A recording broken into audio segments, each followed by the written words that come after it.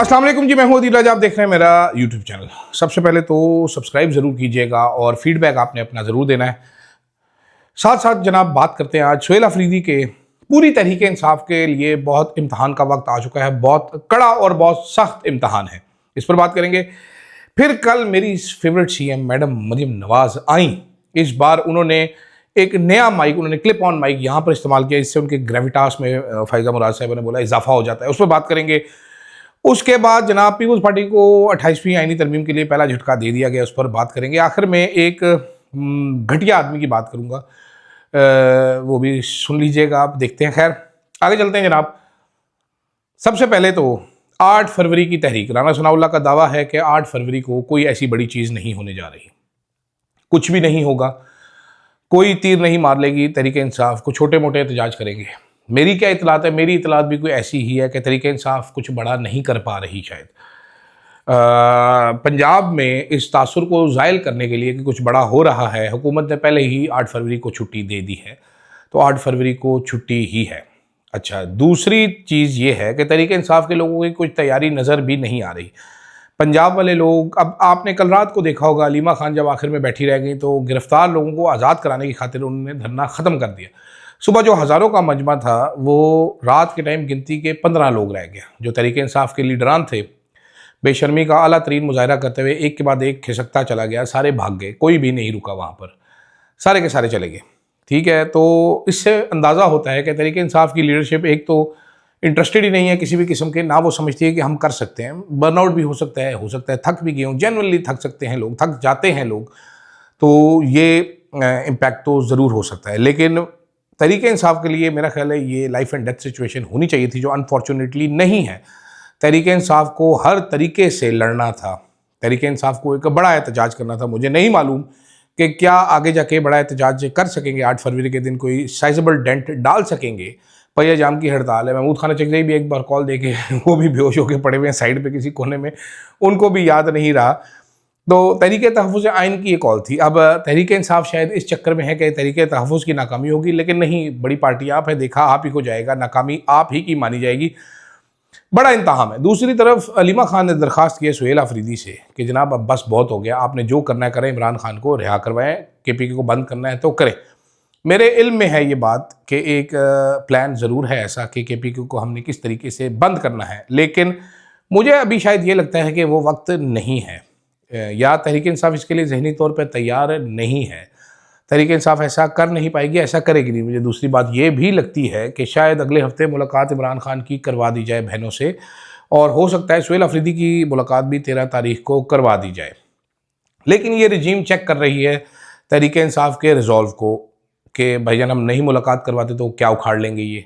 तो अभी तक तो यही नज़र आ रहा है कि कुछ उखाड़ नहीं पाएंगे। तो ज़ाहिर बात है, अगर मैं हूँ, मैंने बंद किया हुआ इमरान खान को अकेले में, तो मैं तो यही करूँगा कि भाई जा फुट, कोई मुलाकात नहीं है, नस जाए इधरों, कोई मुलाकात नहीं है। ठीक है, यही होगा। तो I don't know Tehreek Insaf की लीडरशिप क्या सोच रही है, लेकिन अनफॉर्चुनेटली ना मुझे इनमें कोई इस टाइम पे तपड़ नज़र आ रहा है, ना मुझे इनमें कोई हौसला नज़र आ रहा है। हौसला जिस बंदे में था वो जेल में बैठा हुआ है, बाकी ये सारे बातें करने के लिए बाहर फिर रहे हैं। इस टाइम पे मेरा ये ओपिनियन बन रहा है। 8 फरवरी को देखते हैं क्या करते हैं तहरीक इंसाफ वाले, कितना निकलते हैं। या तो छोटी छोटी रैलियाँ करके सोशल मीडिया भर देंगे, साइजेबल ग्राउंड पे इम्पैक्ट नहीं होगा। अगर ग्राउंड पे इम्पैक्ट डालेंगे तो ज़रूर 10 को मुलाकात हो जाएगी।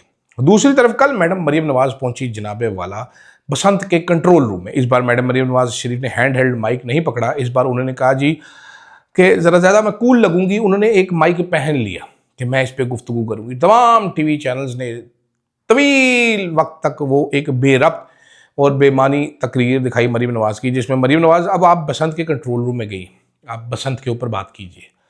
वैसे तो वो कहते हैं, एक रोमन वो जो सटायर लिखता था, उसने लिखा था ना कि give them circus and grain and they will never revolt, कि इनको गरीबों को, आवाम को मुफ्त में अनाज दो और इनको सर्कस तमाशे दिखाओ, तो ये कभी भी इनकलाब नहीं लेके आएंगे, ये आपके खिलाफ नहीं बोलेंगे। तो एग्जैक्टली यही किया जा रहा है पंजाब में, जहाँ पर मरीम नवाज ने अब बसंत का एक सर्कल लगाया है। करोड़ों रुपए की गुड्डियाँ फरोख्त हो रही हैं जी। बहुत सारे लोग ये बात करते हैं, लेकिन ये नेचुरल है, ये आप लोगों को समझने की ज़रूरत है। मेरे जैसे गरीब आदमी को, आज सुबह मेरे पास पैसे नहीं है, अभी कम है बहुत, मैं सुबह सुबह मैंने एक वीडियो देखी, एक बंदा 2 तोते बेच रहा था, उसको कहते हैं रम्प्ड पैराकीट। मुझे ज़रूरत नहीं है, लेकिन मैं पागल हो गया कि मैंने लेने ही लेने। मैंने हत्तुल इम्कान कोशिश की डील बनाने की, चंद हज़ार रुपये की वजह से नहीं बन सकी क्योंकि मैं अड़ गया था।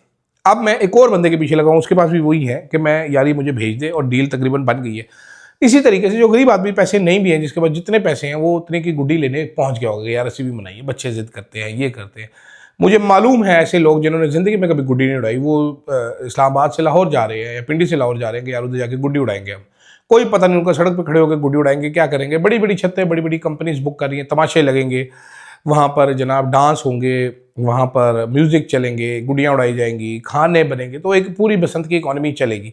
तो ये हमें बताया जा रहा है कि पाकिस्तान बहुत खुशहाल है। असल में क्या है, असल में हो रहा है एक तमाशा, जैसे कि रोमन उस थिंकर ने कहा था, उस राइटर ने लिखा था कि give them bread and they will never. वो अपने कामों में लगे हुए हैं। गरीब आदमी अपनी हैसियत के मुताबिक 200 रुपये की गुड्डी लेके फिर रहा है, अमीर आदमी 2 लाख की गुड्डी लेके फिर रहा है, ठीक है। लेकिन तकरीर में इंटरेस्टिंग चीज़ क्या थी? तकरीर में इंटरेस्टिंग चीज़ ये थी कि मरियम नवाज 4 लाइनें बसंत की बोलती थी, 10 लाइनें पीटीआई के खिलाफ बोलती थी, फिर 4 लाइनें बसंत की बोलती थी, फिर 10 लाइनें तहरीक इंसाफ के खिलाफ बोलती थी। भाई तुम्हारा इवेंट है, पंजाब का इवेंट है, केपी गवर्नमेंट कल बसंत का ऐलान कर दे, वो कह बैन ही नहीं है यहाँ पर, सारे आए यहाँ पर गुड़ियाँ उड़ाएं, हम मुकाबला करवाने लगे गुड्डीबाजी का, आ जाओ सारे। ये बेवकूफ़ सोचते नहीं है, वरना ऐसे करें क्या कर सकते हैं। कितना बड़ा मेला लग सकता है, इससे भी बड़ा मेला लग सकता है, ठीक है। छतें बुक हो रही है, ये हो रहा है, भाईजान इधर हम करेंगे। कल्चर नहीं है ना। जैसे कराची में कोई बैन नहीं है, लेकिन कराची में पतंग नहीं उड़ती, कोई उड़ाता ही नहीं है। ये पंजाब का कल्चर था, खासतौर पे लाहौर का। बसंत जो फेस्टिवल है वो लाहौर के इर्द गिर्द ही बना हुआ है। तो मुझे समझ नहीं आई कि मैडम को इतनी क्या टेंशन है। मैडम अपना काम कर रही हैं, अपना रखें, इसको एक इवेंट है, कल्चरल इवेंट है, उसको पोलिटिसाइज तो आप कर रही हैं। जी, नाम पे पाबंदी, तस्वीर पे पाबंदी, डोर पे पाबंदी, जी इस पे पाबंदी, उस पे पाबंदी, पोलिटिसाइज आपने किया। फिर पूरी तकरीर केपीके के खिलाफ कर दी। हौसला करें, आप कौन से जीत के आई हुई यार, ऐसे ना किया करें मैडम, बुरा लगता है, अच्छी बात नहीं होती इस तरह की।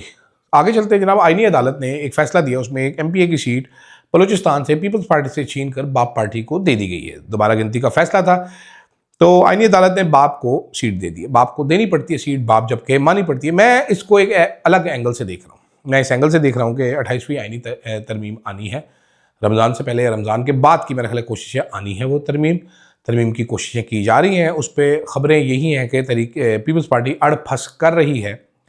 तो एक वो फैसला जो था वो आज दे दिया गया जनाब के एलोफर, ठीक है। तो वो उनको पकड़ा दिया गया। आप देखते हैं बिलावल भुट्टो साहब कितने जमहूरी हैं। मुझे तो खैर जितने भी लोग तारीफ़ें करते हैं, मुझे तो कोई ज़रा आठ आने का यकीन नहीं है कि बिलावल भुट्टो कोई जमहूरी है। बल्कि जो कराची के चंद साफ़ी जिन्होंने बिलावल साहब से इंटरेक्ट किया हुआ है, उनके मुताबिक शदीद फाशिस्ट किस्म के इंसान साबित होंगे। ये पावर में जब भी आएंगे, अभी भी हैं और आगे भी होंगे। तो अब देखते हैं तहरीक इंसाफ जनाब, क्या तहरीक इंसाफ कह रहा हूँ, पीपल्स पार्टी क्या करती है, क्या लीड डालती है। अच्छा, आखिर में जाते जाते कल अरशद साहब के केस का फैसला आया, उस पर बात हो चुकी है, बहुत सारे लोग बात कर रहे हैं। हम पहले ही पता था, हमें डिसअपॉइंटमेंट फिर भी हुई, गुस्सा भी आया, बेबसी भी हुई। इकरारुल हसन साहब है, ARY में एंकर थे। इन्होंने कल एक ट्वीट दागा, इन्होंने कहा जी बस इस पे वो भी कर रहे हैं जो अरशद शरीफ को ट्रेंड चलाते थे। किसी ज़माने में तहरीक इंसाफ के ट्रोल्स ने एक ट्रेंड चलाया था, अरशद शरीफ को था, मैं भी था, हमने बड़ा मज़ा किया था उस ट्रेंड के ऊपर, हमने बड़ा शुक्र लगाया था। मैं और अरशद साहब हंसते रहे थे। 2-3 दिन वो ट्रेंड चलता था, बड़ा ट्रेंड चलाया था इन्होंने, हमने बड़ा शुक्र लगाया था उस ट्रेंड का। मैंने और अरशद साहब ने बात, मैं आपको ऑफ द रिकॉर्ड बात बता रहा हूँ, लेकिन इकरारुल हसन साहब अब सियासत में आ चुके हैं, अब इनको थोड़ी गैरत का मुजाहरा करना चाहिए। वो आपका कोलीग भी रहा है।